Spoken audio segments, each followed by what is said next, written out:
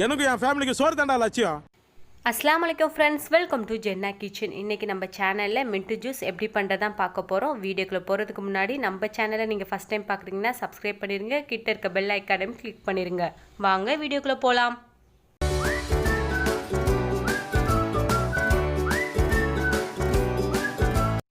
தேவையான பொருள்: அரை துண்டு இஞ்சியை கட் பண்ணி எடுத்திருக்கேன், 2 ஸ்பூன் சுகர், கொஞ்சமாக புதினா, கொஞ்சமாக உப்பு, ஒரு lemon.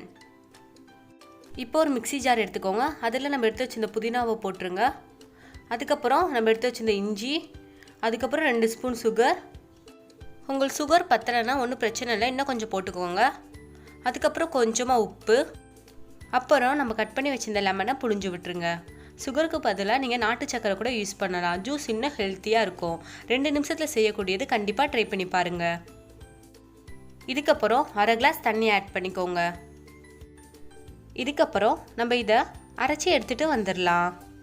A few moments later. இப்போ நம்ம ஜூஸ் ரெடி ஆயிடுச்சு. நான் ரொம்ப ஸ்மூத்தாக அரைச்சிருக்கனால இதை ஃபில்டர் பண்ணல. ஒருவேளை நீங்கள் ஸ்மூத்தாக அரைக்கலைன்னா ஃபில்டர் பண்ணிடுங்க. இப்போ சர்வ் பண்ணுறதுக்கு நம்ம கிளாஸை டெக்கரேட் பண்ணிடலாம். அதுக்கு நம்ம புழிஞ்சு வச்சிருந்த லெமனை எடுத்து கிளாஸை சுற்றி அப்ளை பண்ணிடுங்க. இந்த மாதிரி லெமன் அப்ளை பண்ணதுக்கப்புறம் ஒரு பிளேட்டில் சுகர் எடுத்துக்கோங்க. அதுக்கப்புறம் நம்ம கிளாஸை சுகர் மேலே டிப் பண்ணி எடுத்துருங்க. பாருங்கள் நம்ம கிளாஸ் எவ்வளோ அழகாக இருக்குன்னு. இப்போ நம்ம மின்ட் ஜூஸை கிளாஸில் ஊற்றிடலாம். பாருங்கள் எவ்வளோ க்ரீனாக இருக்குன்னு. இதுக்கப்புறம் அழகுக்காண்டி லெமனை நான் கட் பண்ணி சைடில் வச்சுக்கிறேன். இதுக்கப்புறம் நம்ம ஐஸ் க்யூப்பை ஜூஸ்குள்ளே போட்டுடலாம். அப்போ தான் நம்மளுக்கு சில்னஸ் கிடைக்கும். இந்த ரெசிபி உங்களுக்கு பிடிச்சிருந்தா லைக் பண்ணுங்கள், ஷேர் பண்ணுங்கள், கமெண்ட் பண்ணுங்கள். மறக்காமல் சப்ஸ்கிரைப் பண்ணுங்கள். நான் வீணாமதும் உண்டாகட்டும்.